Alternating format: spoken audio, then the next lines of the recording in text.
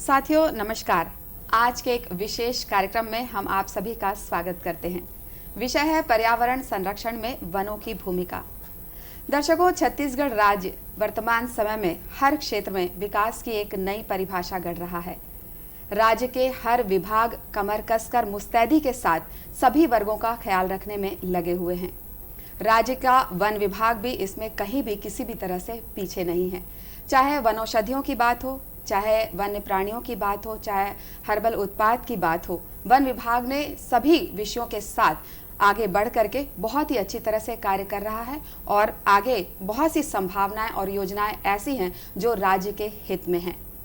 तो आज हम एक ऐसे अधिकारी से बात करने वाले हैं जिनकी कमान वन विभाग की जिनके हाथों में है। हम बात करेंगे आज प्रधान मुख्य वन संरक्षक पीसीसीएफ राकेश चतुर्वेदी जी से। सर, आपका बहुत बहुत स्वागत है स्टूडियो में। साथियों, सर का जितना दखल वन के विषय से संबंधित है उतना ही दखल साहित्य, कला, संस्कृति, खान पान, राज्य के रहन सहन, आदिवासी संस्कृति, आध्यात्म से भी है। तो मुझे लगता है कि आज की चर्चा जो है वो बहुत ही रोचक होने वाली है। तो चलिए शुरुआत करते हैं आज के इस मुलाकात की और बातचीत की। सर, सबसे पहले हम बात करेंगे पर्यावरण संरक्षण में वनों की भूमिका के बारे में। देखिए, पर्यावरण का तात्पर्य पहले हमें समझना आवश्यक है। भूमि, गगन, वायु, अग्नि और जल, इन पंच महाभूतों से निर्मित जो प्रकृति है, जो हमारे परिवेश का निर्माण करती है, यही पर्यावरण है। और जब जब इन पंच महाभूतों के बीच का संतुलन बिगड़ता है, प्रकृति में गंभीर संकट आते हैं और मानव अस्तित्व को खतरा उत्पन्न होता है। और इन पंच महाभूतों के बीच में संतुलन बनाए रखने के लिए वनों की एक बड़ी महत्वपूर्ण भूमिका है, क्योंकि ये वर्षा के चक्र को नियंत्रित करता है। इसलिए प्रकृति के संतुलन में, पर्यावरण के संरक्षण में वनों की एक महत्वपूर्ण भूमिका है। सर, छत्तीसगढ़ वनों के मामले में कितना समृद्ध है? छत्तीसगढ़ राज्य की भौगोलिक जो क्षेत्रफल है वो लगभग 1,35,000 वर्ग किलोमीटर है और छत्तीसगढ़ में वन क्षेत्र लगभग 44% है, लगभग 60,000 वर्ग किलोमीटर वन क्षेत्र है। और पूरे देश का? ये पूरे देश का वन आवरण के हिसाब से छत्तीसगढ़ का तीसरा स्थान देश में आता है।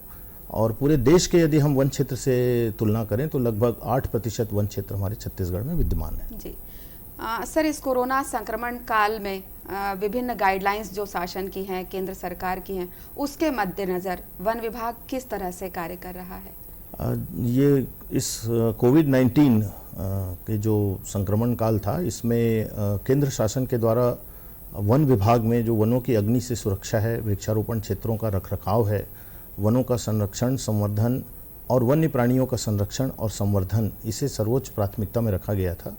और इस केंद्र सरकार की गाइडलाइन के तहत, राज्य सरकार द्वारा जारी निर्देशों के तहत विगत 3 महीनों में वन विभाग ने अग्नि सुरक्षा में, वृक्षारोपण क्षेत्रों के रखरखाव में, जल एवं मृदा संरक्षण के क्षेत्र में, लघु वनोपज के क्षेत्र में काफ़ी उल्लेखनीय कार्य किए हैं। सर, कुपोषण अभी हाल ही में एक बड़ी समस्या के रूप में उभर कर आया है। खास करके महिलाओं और बच्चों में ये ज़्यादातर देखने को मिल रहा है और ये समस्या पूरे देश की ही है। तो छत्तीसगढ़ में वन विभाग में हमने सुना है कि बहुत सी ऐसी वनौषधियाँ हैं, बहुत सी ऐसी सब्जियाँ हैं जिसका इस्तेमाल करके कुपोषण से बचा जा सकता है। तो इसमें क्या भूमिका है वन विभाग की? देखिए, जब जब हम प्रकृति से दूर होते हैं, संकट उत्पन्न होता है। छत्तीसगढ़ राज्य वनों के दृष्टिकोण से बहुत ही समृद्धशाली प्रदेश है और इन वन क्षेत्रों में ऐसी बहुत सी प्रजातियां पाई जाती हैं जिसका कुपोषण को दूर करने में बड़ा महत्वपूर्ण योगदान हो सकता है। छत्तीसगढ़ में लगभग 38 किस्म की भाजियां पाई जाती हैं। इसके अलावा बहुत सारे जो कंद मूल हैं, जिमीकंद है, लाल कंद है, डांग कंद है, ये भी प्रकृति में प्रचुर मात्रा में पाया जाता है। मुनगा कुपोषण के खिलाफ एक बहुत सशक्त हथियार के रूप में इस्तेमाल हो सकता है।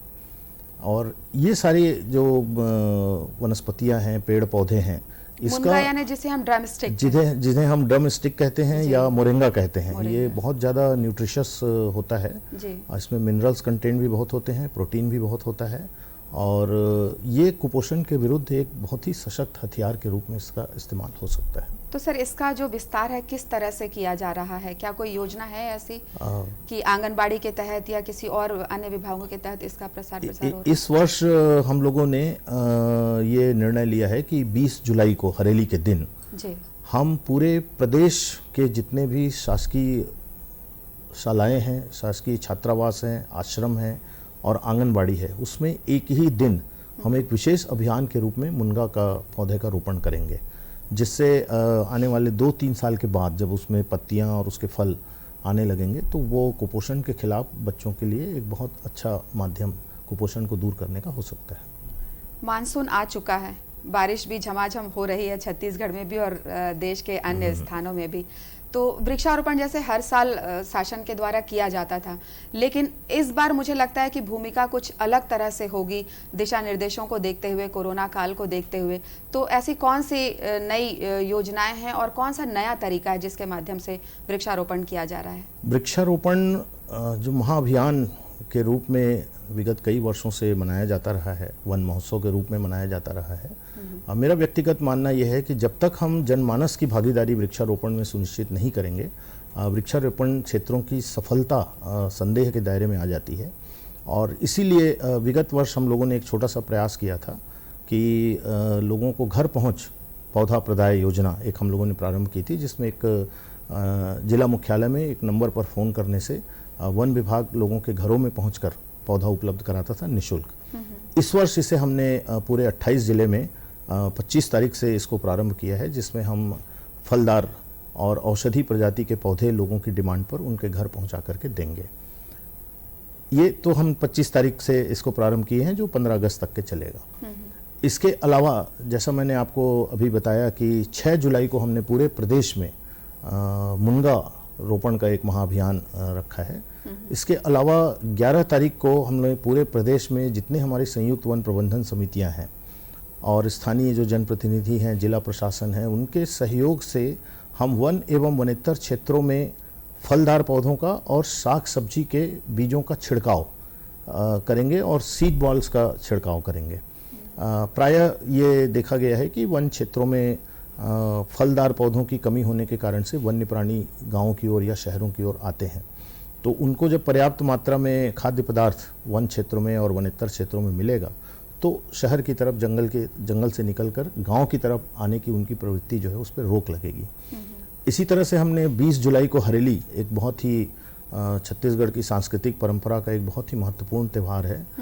20 जुलाई को हमने पूरे प्रदेश में जितने भी गौठान निर्मित हुए हैं उन सभी गौठानों में एक ही दिन हम फलदार पौधों का और औषधि पौधों का रोपण करेंगे, जिसमें आम, बरगद, पीपल, नीम, इमली, आंवला, हर्रा, बहेड़ा, महुआ, इन प्रजातियों का रोपण किया जाएगा। और ये जो हमारी डेट्स हमने फिक्स की है, इन सभी तारीख पे पूरे प्रदेश में एक साथ स्थानीय जनप्रतिनिधियों को, जिला प्रशासन को, सामाजिक जो संगठन है उनको, उन सब की सहभागिता सुनिश्चित करते हुए ये वृक्षारोपण अभियान इस वर्ष किया जाएगा। सर, ये जो सारे अभियान हैं वो शासन की एक बहुत बड़ी महती योजना है, नरवा गरवा घुरवा बाड़ी, तो उसके अंतर्गत आता है या अलग से ये किया गया और उस पर कंट्रोल किसका होगा, देख रेख किस तरह से होगी?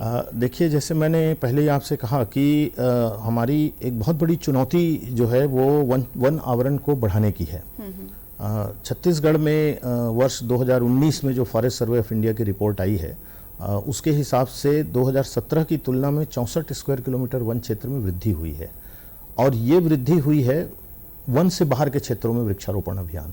सर, बहुत बड़ी सफलता है वन विभाग की। तो इस वर्ष भी जो हमारा एक बहुत महत्वपूर्ण चैलेंज जो है, जो महत्वपूर्ण चुनौती हमारे सामने वो है, वो वन से बाहर जो क्षेत्र है उसमें हम ग्रीन कवर, वन आवरण को किस तरह से बढ़ाएं।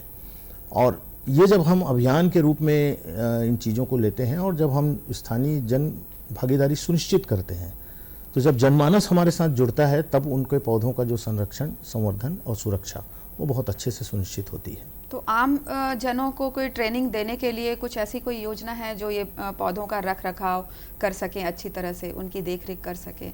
देखिए, ये पौधों का रख रखाव, देख रेख, ये बहुत ज़्यादा इसमें तकनीक की आवश्यकता नहीं है जी। यदि हम ऐतिहासिक पृष्ठभूमि में देखें तो वनों का और मनुष्य का सह अस्तित्व सदियों से रहा है। इसीलिए हमारे वेदों में, पुराणों में, उपनिषदों में वृक्षों की पूजा का महत्व है जी। तो ये हमारी सांस्कृतिक विरासत में है कि हम पौधों की देखभाल, सुरक्षा, और जब हम उसकी पूजा करते हैं तो आप इसी से अंदाज लगा लीजिए कि हम कितना सम्मान उसको करते हैं। तो एक थोड़ा सा जुड़ाव जब हम अभियान के रूप में किसी चीज़ को लेते हैं तो वो लोगों के जनमानस में चिन्हांकित होता है और फिर आदमी का जुड़ाव बढ़ता है उससे, और उसके लिए समय समय पर स्थानीय जो हमारे वन कर्मी हैं वो भी उनको उसके देखभाल में, सुरक्षा में प्रशिक्षित करते रहेंगे। सर, ये तो बात हो गई वनौषधियों की, वनस्पतियों की। अब बात करते हैं वन्य प्राणियों की। पिछले काफ़ी समय से सुनने में आ रहा है पूरे देश के साथ ही छत्तीसगढ़ में हाथियों की मौत का मामला बढ़ा है। तो सर, वन्य प्राणियों के संरक्षण के लिए या हाथियों के संरक्षण के लिए हम क्या कुछ कर रहे हैं? ये सवाल मैं आपसे करूंगी, लेकिन उसके पहले एक कॉलर लाइन पर हैं, हम उनकी बात सुन लेते हैं। Hello hello. हाँ जी, नमस्कार मैम। जी नमस्कार। नाम बताइए अपना, कहाँ से बोल रहे हैं आप? गोविंद मानेश्वर बोल रहा हूँ मैम, कन्या बालाघाट से। अच्छा, गोविंद जी बालाघाट से। सवाल कीजिए अपना। जी, मेरा सवाल ये है मैम कि जैसे जी बोलिए, सुनाई दे रहा है। डिस्कनेक्ट हो गया सर। हम बात कर रहे थे वन्य प्राणियों की, हाथियों के संरक्षण के लिए। सर, तो क्या योजना है और किस तरह से वन विभाग ने इसे प्राथमिकता के साथ लिया है? हाथियों के प्रबंधन की योजना बनाने से पहले हाथियों की ऐतिहासिक पृष्ठभूमि छत्तीसगढ़ में जो रही है उसके विषय में जानकारी रखना बहुत आवश्यक है। कैप्टन फोर्सिथ की एक किताब है, हाईलैंड्स ऑफ सेंट्रल इंडिया, उन्होंने 1832 या 1864 के आसपास लिखी है, जिसमें उन्होंने सेंट्रल इंडिया में हाथियों की उपस्थिति के विषय में बताया है। बिलासपुर जिले का जो ब्रिटिश गजेटियर है उसमें भी इस बात का स्पष्ट उल्लेख है कि मुगल शासक औरंगजेब के समय तक के बिलासपुर क्षेत्र से हाथी खरीद करके ले जाते थे। इसके अलावा जो बिलासपुर में रतनपुर, पाली, मल्हार, इन जगहों में जो पुरातात्विक खुदाई हुई है उसमें भी सिक्कों में हाथियों के निशान मिले हैं। इससे यह स्पष्ट प्रतीत होता है कि हाथी प्राकृतिक रूप से, पारंपरिक रूप से इस क्षेत्र में रहते रहे हैं। संभवतः 18वीं सदी के अंत में कभी भूकंप आया और ये हाथी सारे माइग्रेट कर गए। 1982 में झारखंड और उड़ीसा से हाथियों का माइग्रेशन छत्तीसगढ़ में प्रारंभ हुआ। पहले वो सरगुजा की तरफ आए और फिर सरगुजा से धीरे धीरे नीचे धरमजयगढ़, कोरबा, रायगढ़, बिलासपुर होते हुए महासमुंद तक पहुंच गए हैं। वर्तमान में हाथियों की संख्या छत्तीसगढ़ में लगभग 300 के आसपास है। यदि हम पिछले 10 साल के आंकड़ों का अध्ययन करें तो सरगुजा क्षेत्र में अब हाथियों के साथ में मनुष्यों के जो द्वंद्व की घटनाएं हैं उसमें कमी हुई है, और उससे ऐसा लगता है कि शायद उस क्षेत्र के लोग हाथियों के साथ एक सामंजस्यपूर्ण वातावरण में रहना सीख गए हैं। पिछले 10 सालों के आंकड़ों को हम देखते हैं तो ज़्यादातर घटनाएं अब धरमजयगढ़, रायगढ़, कोरबा, बिलासकटघोरा, महासमुंद इस क्षेत्र में हुई, जो नई जगह है। ये नई जगह हैं, ये हाथी अब धीरे धीरे नीचे आ रहे हैं।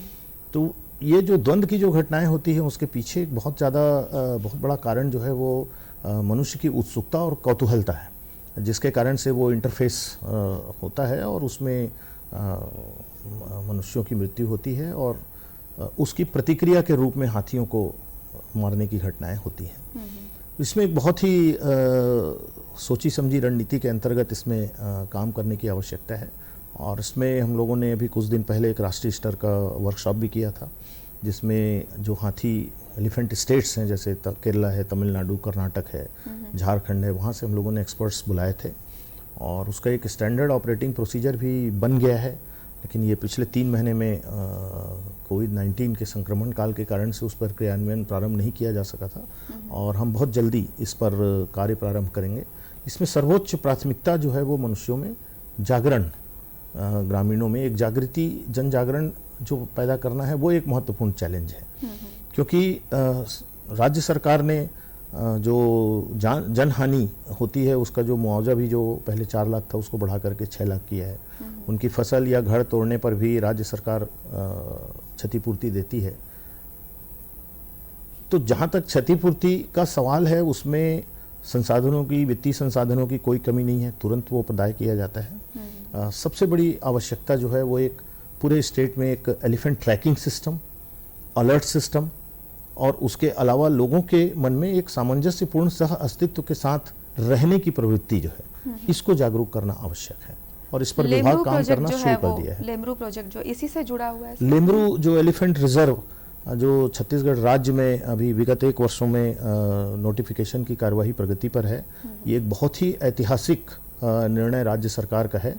ये लगभग 1995 वर्ग किलोमीटर का क्षेत्र है जो हसदेव बांगो के कैचमेंट एरिया में है और ये क्षेत्र, इसमें पर्याप्त मात्रा में पानी की उपलब्धता है, बहुत घने जंगल हैं और दूर दूर तक गांव नहीं है। ये क्षेत्र हाथियों के लिए एक उत्कृष्ट रहवास के रूप में विकसित हो सकता है और इसके लिए हम लोगों ने 20-21 की जो कैंपा की परियोजना है उसमें हम लोगों ने लगभग 100 करोड़ रुपए की राशि का प्रावधान किया है और राज्य सरकार की मंशा के अनुरूप हम इसको एक आइडियल एलिफेंट हैबिटेट के रूप में इसको विकसित करेंगे और मुझे पूरा विश्वास है कि आने वाले समय में छत्तीसगढ़ एलिफेंट स्टेट के रूप में जाना जाएगा और शायद एलिफेंट टूरिज्म छत्तीसगढ़ के लिए एक बहुत बड़ा टूल साबित होगा इको टूरिज्म के क्षेत्र में। जी सर, एक कॉलर लाइन पे है, जानते हैं उनका क्या सवाल है। हेलो जी, कहाँ से बोल रहे हैं, नाम बताइए प्लीज। अंकुश बटवानी बोल रहा हूँ मैडम, रायपुर। अंकुश जी, रायपुर से, जी पूछिए। जी मैडम, मैं पूछना चाहता हूँ कि गाँव में और शहर के आसपास में जो खाली जमीनें हैं उस पे क्या वृक्षारोपण नहीं किया जा सकता और इस क्षेत्र में हम क्या और कुछ पहल नहीं कर सकते जिससे अतिक्रमण भी रुके और जो आसपास में मवेशी रहते हैं, गांव के मवेशी रहते हैं, उनको भी चारा का उपलब्ध होगा। अच्छा सवाल है मैडम जी। नहीं, इसमें अंकुश जी ये काम हम बिल्कुल कर सकते हैं, इसमें कहीं पर भी कोई प्रतिबंध नहीं है। यदि स्थानीय ग्रामीण या स्थानीय जो निवासी हैं वो यदि चाहें तो ऐसे क्षेत्रों को चिन्हांकित करके उसमें वृक्षारोपण का कार्य निसंदेह किया जा सकता है। आप व्यक्तिगत रूप से भी मुझे ऐसे यदि कोई क्षेत्र आपके ध्यान में हो उसकी सूचना आप मुझ तक पहुंचा दीजिए, हम उसमें अवश्य वृक्षारोपण का कार्य करेंगे। सर, ये तो बात हुई वृक्षारोपण की, पर्यटन की तरफ रुख करते हैं। शासन की एक बहुत ही महत्वाकांक्षी योजना है राम वन गमन पर्यटन परिपथ। इसमें सर केंद्र सरकार भी जो है वो इस कार्य कर रहा है स्वदेश दर्शन योजना के तहत, रामायण सर्किट के तहत। तो हमारा जो राम वन गमन पर्यटन परिपथ है उसकी क्या योजना है और उसमें वन विभाग किस तरह से सहयोग कर रहा है? इसमें जो श्री राम सांस्कृतिक शोध संस्थान, इन्होंने पूरे देश में जो राम वन गमन पे शोध करके लगभग 249 जगहों को उन्होंने चिन्हांकित किया है, जिसमें छत्तीसगढ़ में 52 स्पॉट्स आते हैं और ये एक बहुत ही महत्वाकांक्षी परियोजना है। कोरिया जिले के सीमा से, जहाँ से दंडकारण्य में क्षेत्र में रामचंद्र जी का प्रवेश हुआ है और लगभग अपने 14 वर्ष के वनवास में 10 से 11 वर्ष उन्होंने छत्तीसगढ़ में बिताए हैं। वो सारे स्थान चिन्हांकित कर लिए गए हैं और हरका चौरा से लेकर के रामोराम कोंटा तक ये एक परिपथ के रूप में विकसित होगा और इसके पीछे जो सोच है वो ये है कि आज जैसे हम शिवरी नारायण जाते हैं या राजिम जाते हैं, हम मंदिर के दर्शन करते हैं और वापस आ जाते हैं, कहीं पर भी हमको ये अनुभव नहीं होता कि हम राम वनगमन परिपथ पर चल रहे हैं।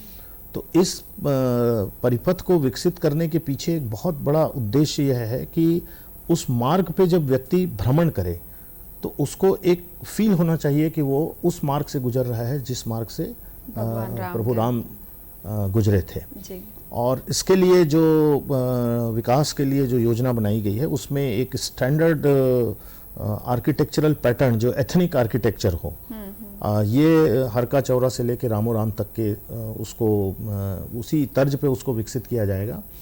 इसमें वन विभाग की एक बड़ी महत्वपूर्ण भूमिका यह है कि उस पूरे मार्ग पर सघन वृक्षारोपण रोड के दोनों तरफ करने का, और इसमें मैं आपको बताना चाहूँगा कि लगभग 475 किलोमीटर पथ वृक्षारोपण जो है वो मनरेगा के अंतर्गत स्वीकृत हो चुका है, उस पर कार्य हमारा चल रहा है। इसके अतिरिक्त जो बहुत सारे उस मार्ग पे बहुत सघन वन भी पड़ते हैं, तो उसमें हम कैंपा के अंतर्गत बायोडाइवर्सिटी पार्क विकसित कर रहे हैं। लगभग 9 बायोडाइवर्सिटी पार्क है उसमें। और बायोडायवर्सिटी पार्क से उसका तात्पर्य यह है कि उन क्षेत्रों की जो वहाँ की स्थानीय जो जैव विविधता है उसको संरक्षण करना, उसके साथ साथ में उसमें एक बहुत बड़ा कंपोनेंट बायोकल्चरल डाइवर्सिटी भी है। अच्छा। तो जब हम न केवल जैव विविधता का संरक्षण करेंगे बल्कि हम उस मार्ग में पड़ने वाले जो कल्चरल डाइवर्सिटी है उसको भी संरक्षण और संवर्धन के लिए हम वहाँ पर काम करेंगे। वहाँ पर एक इंटरप्रिटेशन सेंटर बनेगा जहाँ पर हमारी जो सांस्कृतिक परंपरा और विरासत है उसका भी हम वहाँ पर उल्लेख करेंगे, ताकि वहाँ आने वाले पर्यटकों को न केवल वन, वनस्पति और जैव विविधता के बारे में जानकारी मिले बल्कि हमारे छत्तीसगढ़ की जो सांस्कृतिक भिन्नता है उससे भी वो रूबरू हो सके। तो इस तरह से पर्यटन के साथ, राम वन गमन के साथ वन विभाग पूरी तरह से कमर कसकर तैयार है राम वन गमन पर्यटन परिपथ को विस्तारित करने के लिए। सर, एक कॉलर लाइन पर है, हम देखते हैं उनका क्या सवाल है। हेलो। हाँ जी, कन्या दमोह जिला बालाघाट से गोविंद मालेश्वर बोल रहा हूँ मैम। जी, दमोह से गोविंद जी, पूछिए आपका सवाल क्या है। जी, कन्या बालाघाट में जी। मेरे को जानना था मैम कि जैसे ग्रामीण क्षेत्रों में जो रहते हैं ग्रामीण लोग वनों में, तो इनके लिए शासन की ओर से कोई योजना चल रही है क्या ग्रामीण क्षेत्रों के लिए? जी वन जी में रहते हैं उनके लिए। जी, हम सर बताइए इनको। इसमें देखिए, दो तीन बातों को विशेष रूप से मैं इस समय का लाभ लेकर के बताना चाहूँगा कि वर्ष 1992 में रियो डी जेनेरो में अर्थ समिट हुआ था यूनेस्को की तरफ से, और उसमें यह निर्णय लिया गया था कि वन क्षेत्र के आसपास रहने वाले जो वनवासी हैं उनका वनों के संरक्षण, संवर्धन और विकास में सहभागिता हो, और साथ ही वनों से प्राप्त होने वाले लाभ का एक हिस्सा उनके स्थानीय क्षेत्र के विकास के लिए उनको दिया जाए। और इसी अवधारणा के अंतर्गत संयुक्त वन प्रबंधन समितियों का गठन हुआ था। जैसे छत्तीसगढ़ में आज की स्थिति में 7,887 हमारी संयुक्त वन प्रबंधन समितियां हैं जो वनों के संरक्षण, संवर्धन और विकास में सतत रूप से कार्य कर रही हैं, और उस क्षेत्र में वानिकी कार्यों से प्राप्त उत्पाद का एक हिस्सा उनको लाभ के रूप में दिया जाता है, जिससे वो स्थानीय विकास के कार्य उसमें करते हैं। इसके अतिरिक्त वर्ष 2002 में एक नेशनल बायोडायवर्सिटी एक्ट आया, और उस एक्ट के अंतर्गत प्रत्येक जो स्थानीय निकाय होती है, हमारी ग्राम पंचायत है, जनपद पंचायत है, जिला पंचायत है, नगर पालिका, नगर निगम है, इसमें एक जैव विविधता समिति का गठन करना है, बायोडायवर्सिटी मैनेजमेंट कमेटी। छत्तीसगढ़ में 11,301 बायोडायवर्सिटी मैनेजमेंट कमेटी का गठन हो चुका है। इस एक्ट का एक बड़ा महत्वपूर्ण पहलू है, वो ये है कि समिति बनने के पश्चात उच्च समिति के क्षेत्र में जितने भी नैसर्गिक संसाधन होते हैं उन सब का अभिलेखीकरण होगा, और भविष्य में यदि कोई ट्रेडर या मैन्युफैक्चरर उस समिति के क्षेत्र से कोई भी नैसर्गिक संसाधन यदि अपने व्यापार के लिए, उपयोग के लिए ले जाता है, तो उसे अपने शुद्ध लाभ का 3 से 5% हिस्सा जो है उस समिति को देना होगा। इस तरह से यदि हम कहें कि एक उदाहरण के तौर पर कि यदि एक जैव विविधता समिति के क्षेत्र से यदि कोई ट्रेडर या मैन्युफैक्चरर मान लीजिए 500 क्विंटल आंवला ले जाता है, तो उससे प्राप्त होने वाले शुद्ध लाभ का वो 3 से 5% उस समिति को देगा। उस राशि का उपयोग इस नैसर्गिक संसाधनों के संरक्षण के लिए, उनके विकास के लिए और स्थानीय समुदाय के विकास के लिए उस राशि का उपयोग किया जाएगा। ये एक बहुत ही गेम चेंजर आने वाले समय में रूरल इकोनॉमी में होगा। इसके अलावा वर्ष 2006 में जो कम्युनिटी फॉरेस्ट राइट एक्ट आया, उस एक्ट के अंतर्गत भी जो स्थानीय समुदाय है जो सदियों से वन क्षेत्रों के आसपास रह रहे हैं, उनको वनों के संसाधन में अधिकार उनको दिया जाना है, और एक वनों से प्राप्त होने वाले लाभ में उनको हिस्सेदारी दिया जाना है।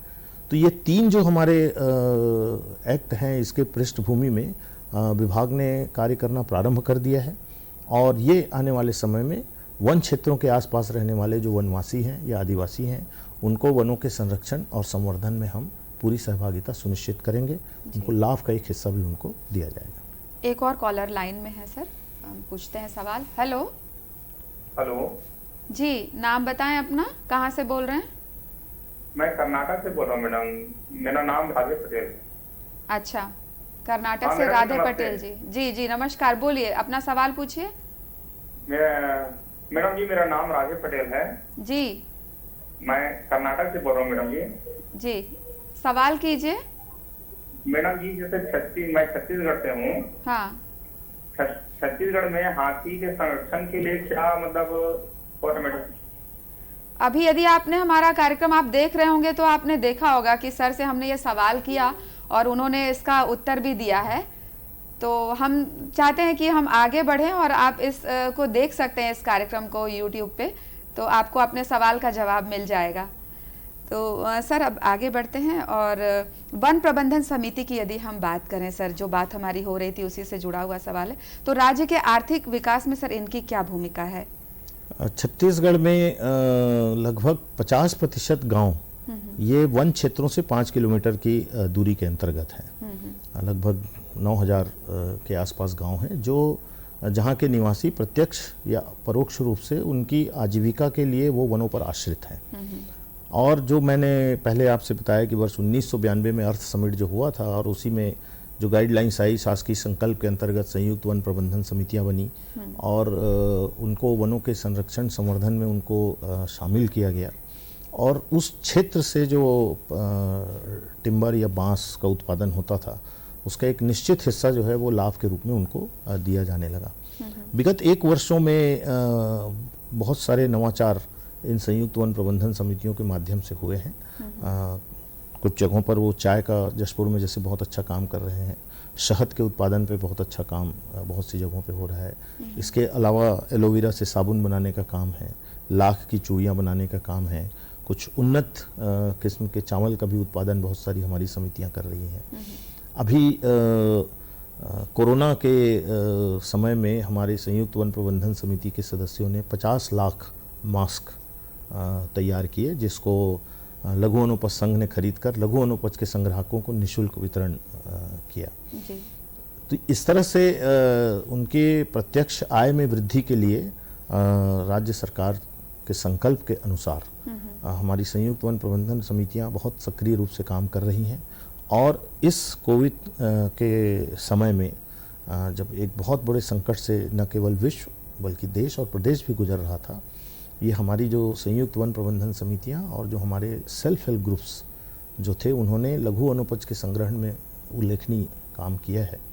और लगभग 3500 गाँवों में, 800 हाट बाज़ारों में, 5500 महिला स्व सहायता समूह ये हमारे लघु वनोपज के संग्रहण के कार्य में लगी हुई हैं। और लगभग 55,000 महिलाएं जिनको हम लोगों ने इन 3 महीनों में निरंतर रूप से रोजगार उपलब्ध कराया। मतलब राज्य की महिलाएं आर्थिक स्वावलंबन की दिशा में भी आगे बढ़ रही हैं और वन विभाग की उसमें बहुत ही अहम भूमिका है। जैसे अभी एक नवाचार हम लोगों ने प्रारंभ किया, जो वृक्षारोपण हम करते हैं उसमें हम ट्री गार्ड लगाते हैं। जी जी। पहले लोहे के ट्री गार्ड लगते थे, इस वर्ष हम लोगों ने उसको पूरी तरह से ख़त्म कर दिया जी। और बांस का जिन क्षेत्रों में उत्पादन होता है वहाँ पर बांस के टुकड़े जो निकलते हैं उससे बांस के ट्री गार्ड बनाने का काम ये हमारे जो संयुक्त वन प्रबंधन समितियां हैं जी। और जो हमारे सेल्फ हेल्प ग्रुप से उन्होंने काफ़ी बड़े स्केल पे किया है।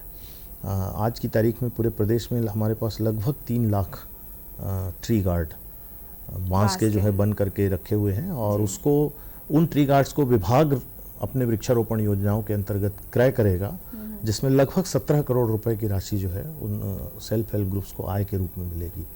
तो ये कुछ नवाचार हैं और हम एक प्रयास कर रहे हैं कि हम वानिकी प्रबंधन को हम किस तरह से पीपल सेंट्रिक करें। अभी तक के ये विचारधारा या सोच रही है कि वन या वन कर्मी या वन अधिकारी जो नियम कायदे कानून हैं वो एंटी पीपल है कि वन क्षेत्रों में आप ये नहीं कर सकते, ये नहीं कर सकते, ये नहीं कर सकते, सारी निगेटिव चीज़ें थी। और राज्य शासन के संकल्प के अनुसार विगत 1 वर्षों में वन विभाग ने कोशिश की है कि हम किस तरह से वानिकी प्रबंधन को जनोन्मुखी कर सकें। और इसका प्रत्यक्ष उदाहरण इसी से आप समझ सकती हैं कि पिछले 3 महीने के संक्रमण काल में लगभग 2 लाख परिवारों को रोजगार हम लोगों ने वानिकी कार्यों से लघु वनोपज के संग्रहण से उपलब्ध कराया है जी। सर चर्चा को आगे बढ़ाएंगे, एक और कॉलर लाइन पर है। हेलो। हेलो। हाँ जी जी, कहाँ से बोल रहे हैं, नाम बताइए अपना। हाँ, मैं सपन मुखर्जी बोल रहा हूँ बिलासपुर से। जी सपन जी, बिलासपुर से, पूछिए अपना सवाल। हेलो, हाँ मैं सपन मुखर्जी बिलासपुर से बोल रहा हूँ। सर जी। नमस्कार आपको। नमस्कार। अभी ये जो सपन मुखर्जी। हाँ हाँ, नाम सुनाई दिया आपका, आप सवाल कीजिए अपना। हाँ, मेरा क्वेश्चन है सर ये कि यहाँ छत्तीसगढ़ में तो काफी अच्छा काम कर रही है भूपेश बघेल सरकार, मुख्यमंत्री जी। तो अभी सर नए क्या प्रोजेक्ट के आप अपने टीवी का वॉल्यूम, आवाज थोड़ा सा कम कर लीजिए प्लीज। हाँ बोल रहा हूँ मैडम, ये छत्तीसगढ़ शासन तो काफी अच्छा काम कर रहे हैं आने वाले प्रोजेक्ट के बारे में सीएम साहब। जी। तो अभी नए प्रोजेक्ट क्या किया जा रहा है लॉकडाउन पे, ये जानना चाहता हूँ। जी बस वही चर्चा चल ही रही है सर, एक बार फिर से बता दीजिए। देखिए, एक जो राज्य सरकार की बड़ी महत्वाकांक्षी योजना है, नरवा गरवा घुरवा बारी, छत्तीसगढ़ के 4 चिन्हारी एला बचाना है संगवारी, ये इस फिलॉसफी को, इस सोच को सिर्फ एक नारे के रूप में नहीं लिया जाना चाहिए।